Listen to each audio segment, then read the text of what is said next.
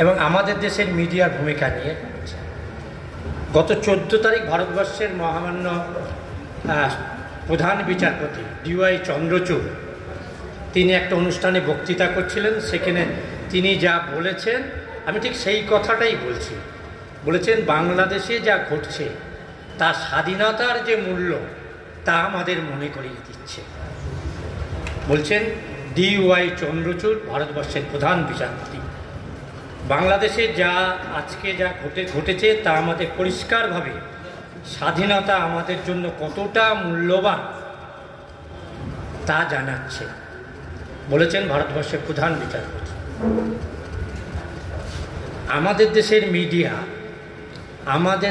Media যেভাবে বিষয়টা নিয়ে কালিমালিপ্ত করছিলেন এবং বাংলাদেশের আন্দোলন, মনে হচ্ছে আমাদের দেশের মিডিয়ার প্রচার দেখে মনে হচ্ছে যে হাসিনা সরকারের আমলটা যেন স্বর্গরাজ্য ছিল।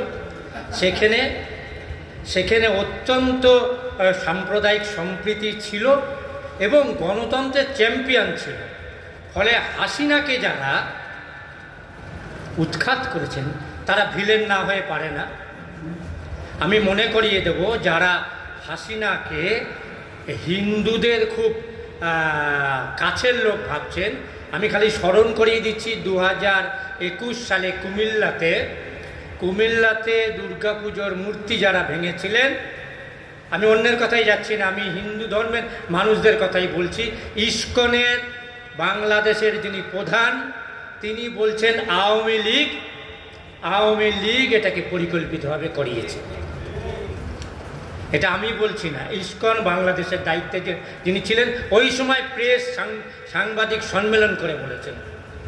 এবং বাংলাদেশে একটা কুখ্যাত আইন আছে, DSA, ডিজিটাল সিকিউরিটি অ্যাক্ট, যে আইনটা সাম্প্রদায়িকতাকে উস্কানো এবং গ্রেপ্তার। কোনো হিন্দু মানুষ যদি কোনো পোস্ট করেন, সঙ্গে সঙ্গে সেই আইনে, আমি এক্ষুনি নামের তালিকা আপনার সময়ের অভাবে দেখাচ্ছি না, তো হিন্দু কোনো মানুষজন যদি কোনো পোস্ট করেন, সঙ্গে সঙ্গে ওই DSA মানে ডিজিটাল সিকিউরিটি অ্যাক্ট, যেখানে বলা আছে সাম্প্রদায়িক সম্প্রীতি নষ্ট করার ষড়যন্ত্র করছে বলে তাকে গ্রেপ্তার করা হয়েছে। আমি মনে করিয়ে দেব, হাসিনাকে ভারত সরকার, আমি কিন্তু ঘোর বিরোধী। প্রথম কথা, আমার বন্দিমুক্তি কমিটির আমি সম্পাদক, কিন্তু আমি মানবাধিকার কর্মী হিসেবেই বলছি, কেননা আমাদের সংগঠনেও নানা মত আছে এটা নিয়ে, ফলে তার সম্পাদক হিসেবে বলছি না। যেটা বলছি একজন হিউম্যান রাইটস অ্যাক্টিভিস্ট হিসেবে যা বলা উচিত তাই বলছি। তাতে প্রশাসন কি নোট করবে, কেন্দ্রীয় গোয়েন্দারা কি রিপোর্ট লিখবে, সেটা তাদের ব্যাপার। আমার বাংলায় একটা প্রবাদ আছে, রতনে রতন চেনে।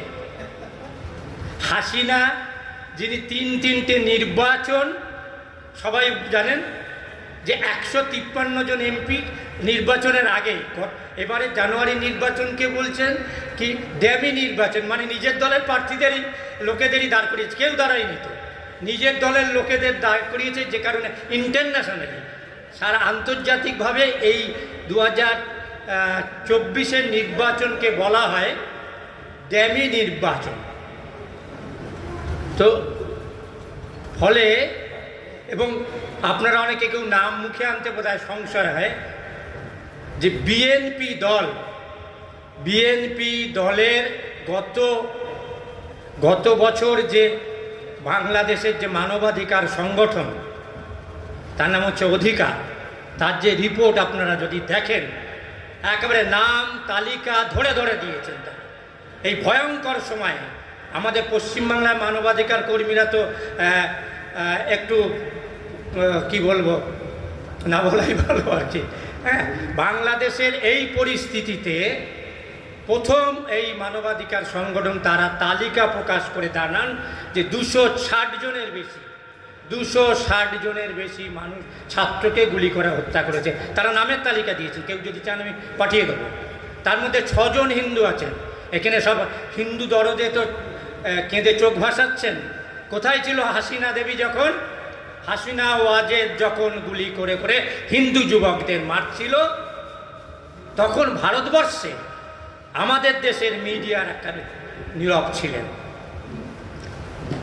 এবং আপনারা শুনলে অবাক হয়ে যাবেন যে গত আগস্ট থেকে 31শে ডিসেম্বর পর্যন্ত 27,460 জন, এটা আমি আমার কথা বলছি না, হিউম্যান রাইটস ওয়াচ, আপনারা তার রিপোর্ট দেখে নেবেন। তার রিপোর্টের 65 থেকে 71 পাতায় বাংলাদেশের চ্যাপ্টার আছে, আমাদের দেশের চ্যাপ্টারও আছে, দেখে নেবেন। সেখানে বলছে 27,460 জন বিএনপি কর্মীকে গ্রেপ্তার করা হয়েছে। বাবু, একটা রাজনৈতিক দল তার সমস্ত রাজনৈতিক কর্মকাণ্ড বন্ধ করে দেওয়া হয়েছে। মাত্র অল্প দিনের মধ্যে 17,000-1700-র বেশি নানা কর্মীকে তাদের শাস্তি দেওয়া হয়েছে। এবং এই মানবাধিকার সংগঠনের যিনি সম্পাদক, তাকে 2 বছরের জন্য, সম্পাদক এবং সভাপতি দুজনকেই 2 বছরের জন্য জেলে পাঠিয়ে দেওয়া হয়েছে। আমি আবারও বলি, রতনে রতন চিনে। মোদি হঠাৎ, নরেন্দ্র মোদী প্রধানমন্ত্রী, এত দরদ কেন উঠলে? যারা বাংলা মুসলিম দেখলেই বলেন ঘুষপেটিয়া। তা হাসিনাও আজের তো হিন্দু নন, কিন্তু তো মুসলমান। কয়েকদিন আগে একটি ছেলে ঢুকেছে, তিনি ধর্মে মুসলিম। সমস্ত মিডিয়া কি বলছেন?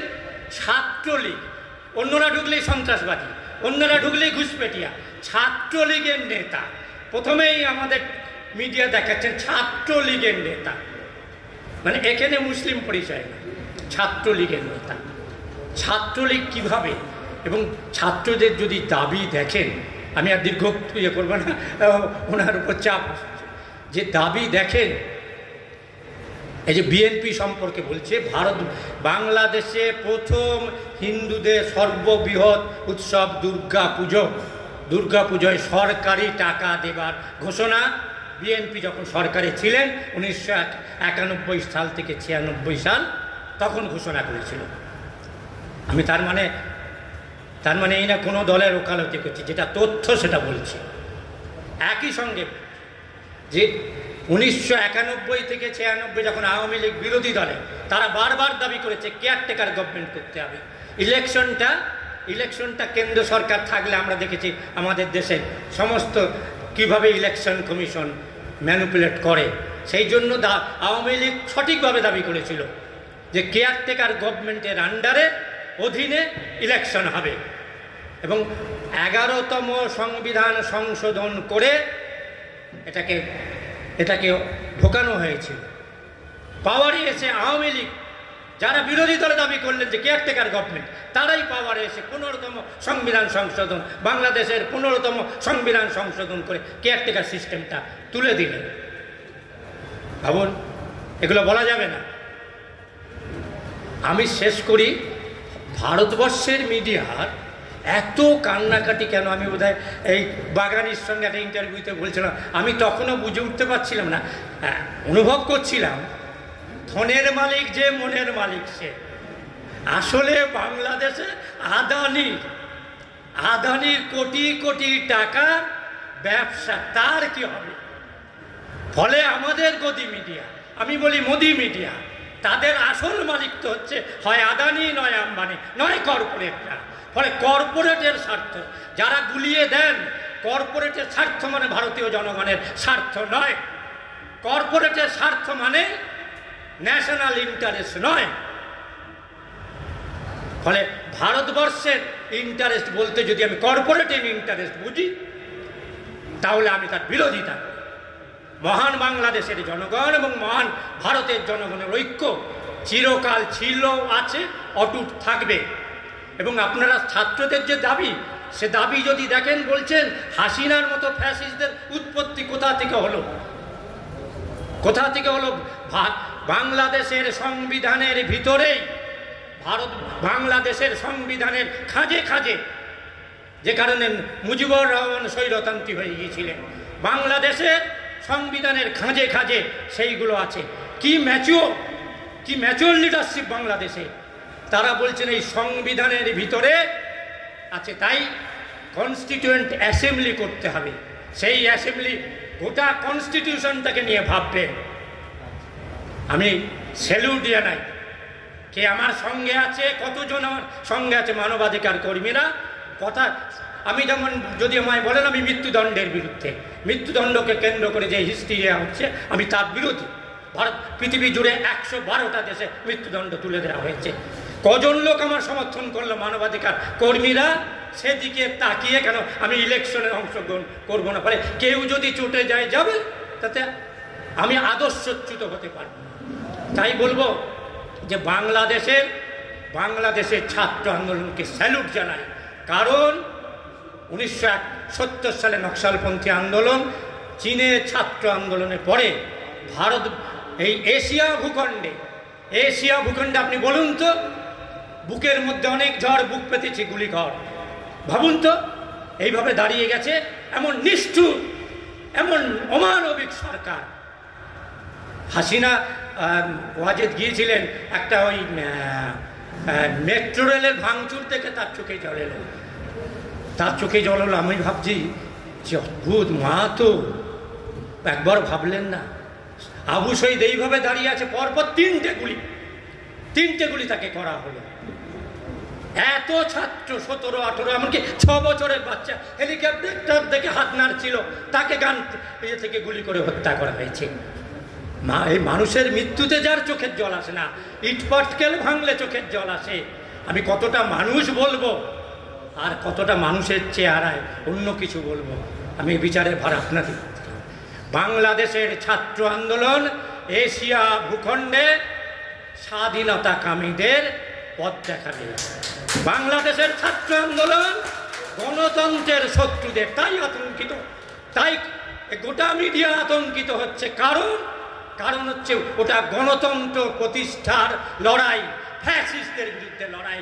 তাই ভারতের সরকার অনুগ্রহীত মিডিয়া এই ফ্যাসিস্টদের পক্ষে, যারা গোটা নির্বাচনী পর্বে কাজ করেছে, তারা আতঙ্কিত হয়েছে।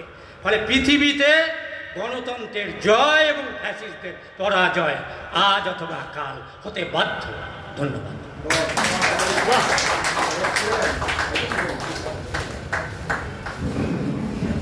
আমার অন্তরের অন্তঃস্থল থেকে ধন্যবাদ এবং কৃতজ্ঞতা জানাচ্ছি ভাতৃপ্রতিম ছোটন দাসকে। তো